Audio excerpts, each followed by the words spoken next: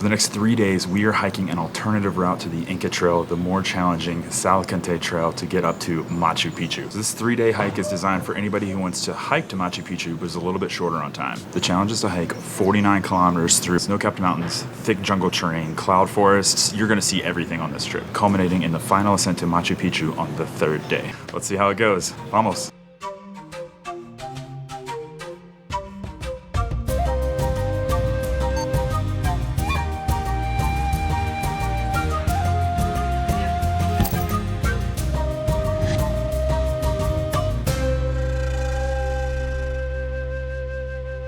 Altitude sickness is no joke. I have altitude sickness. We researched and planned for it, so we spent the first 2 days in Cusco getting acclimated to the altitude.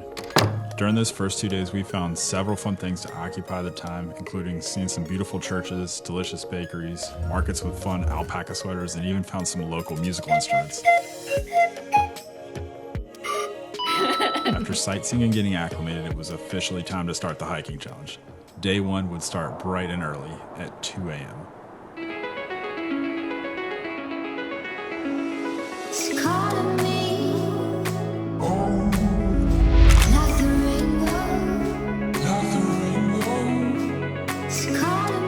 I'm Charlotte Taylor and I have altitude sickness.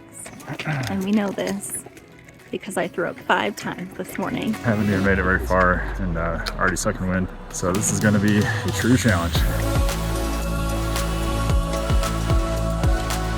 The crazy part is, we haven't even gotten to the steep part. This is like the little warm-up trail. Apparently it goes all uphill here in a second. You can get what they call horse insurance for 120 soles, which is roughly like $36. They'll send the horse up for you and then you can kind of do an evaluation of how well you're feeling.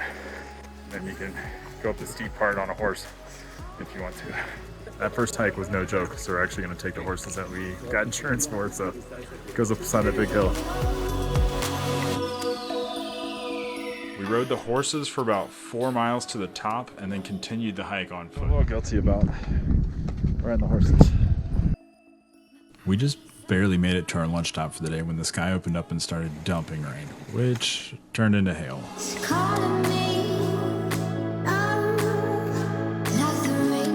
Let the fog burn away. You can see the full-on glacier up at the top of this thing. It's like glacier, then rainforest. It's wild. After a warm, hearty Peruvian lunch, it was time to poncho up and get back on the trail. Eventually, the rain cleared up, allowing us to finish the hike poncho-free and making it to the Andean huts, completing day 1 of the challenge. Day 2 of the trek. A slow and rainy morning. Well, they start off every single day with kind of a debrief, what's going on for that day. They bring a hot coca tea to your room bright and early, 4:45 a.m., which is a little crazy early, but always starting with coffee, a nice big breakfast, tons of snacks for you to take on the trip. With my handy silly goose. First challenge of the day. Should we take the stairs or do we take this path? We might hike a couple hours without having any landslides. Are you okay with it? Are you okay? Yes. I love that he was like, we should be good for a couple hours. No landslides for a couple hours at least. So we're not taking that safe bridge right there. We're gonna go this way. What a cool way to start day 2. What an epic looking hike. Not only is heavily trafficked by people, but donkeys, mules, and horses as well will let you know that they are here. There's fresh markings on the trail.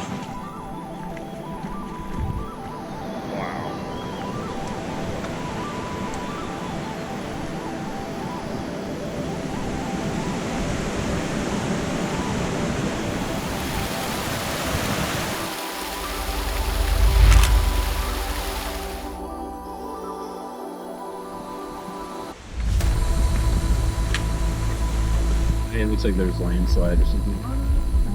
But you just see this thing. You can see example of how my friend Henry is cleaning a path for us to walk. Interesting, yet terrifying. And speaking of landslides, we just got off the main trail due to some very treacherous trails that were very prone to landslides, not very wide and not very well maintained. So we chose the safer route, or more accurately.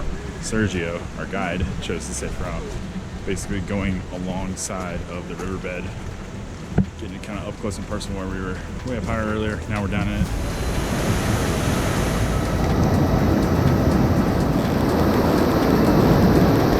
That bridge is a little sketchy. After dodging a landslide and crossing that sketchy river, the trail actually smoothed out and brought us to our first stop of the day, a local passion fruit plantation. So what you see here, these 4 kinds belong to the Passiflora family.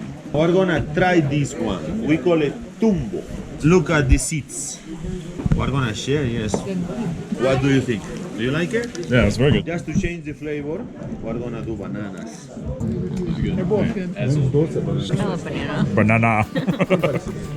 Part of the day 2 of the trek also includes hiking to a local coffee farm to actually see how they grow it, how they make it, how they brew it, and then get a little taste at the end. You typically don't think berry when thinking of coffee, but that's how it starts out. We would pick it, clean it, and then roast it. They'd take the freshly picked berries and drop them into this grinder, crank the handle, and it separates the skin from the actual bean itself. And after painstakingly stirring over an open flame, you finally get the perfectly roasted coffee bean. Whoa. As of 2014, Peru is one of the top 20 producers of coffee in the world, and it was super cool to see the transformation of berry to bean come to life right in front of our eyes.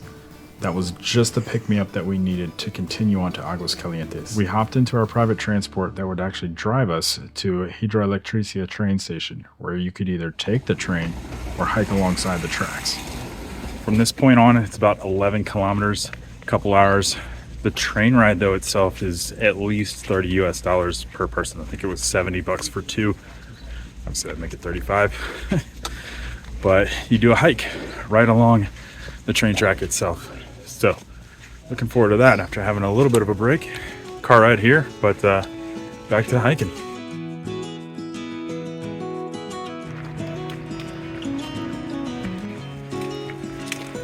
Look, Machu Picchu is out there.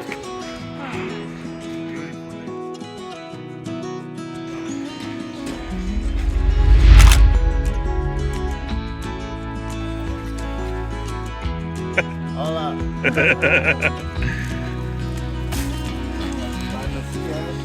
Yeah.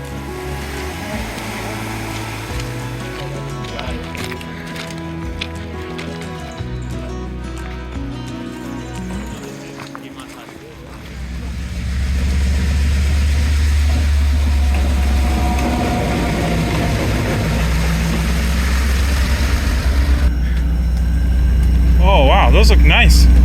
You see the inside? So that was definitely the first class train. $700 a ticket for that thing. 700 USD. That's insane. I guess if you want to travel in style, there's a way to do it. On your way to Aguas Calientes.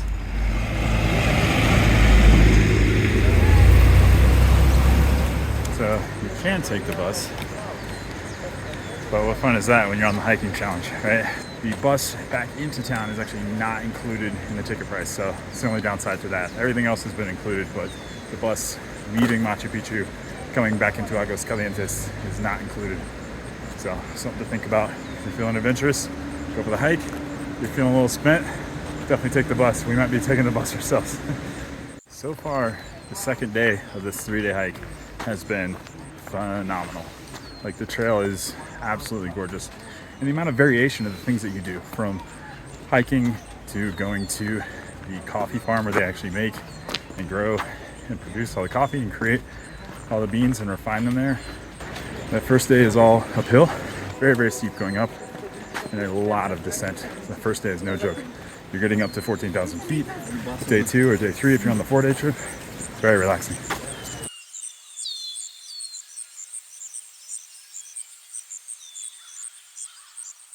As you guess, Machu Picchu is a very popular place, so it's in a huge wait. We're a little worried about that coming in, but we'll see what happens. On the plus side, this line is actually moving really quickly, so Sergio may not have led us astray. We'll see. To be determined.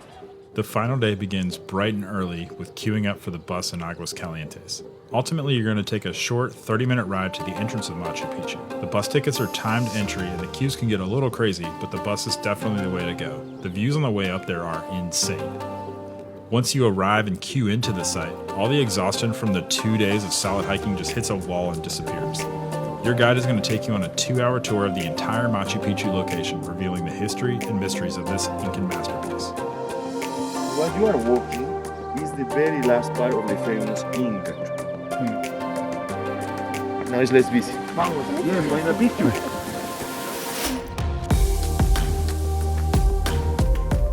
Walking through these stone corridors is honestly a trip. It's like you're stepping directly back in time. After the grind of the trek, there's this heavy, peaceful energy to the place that makes every mile worth it. Just standing here and imagining what daily life was actually like in this city in the clouds is unreal. After 2 long, strenuous days of hiking, this is the view that you get. 100% worth it.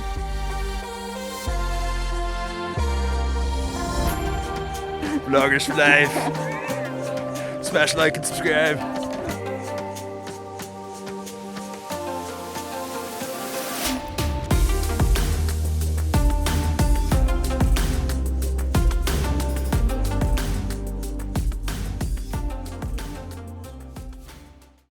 Eat that coffee bean. What about that hit in the middle? Oh yeah, like, don't swallow. Just I want you to taste it. Can you taste it? It's Are you sweet, energized? muy diferente, muy diferente al café que probamos. Does it taste like coffee? No. How coffee doesn't taste like coffee, amigo? Can you explain?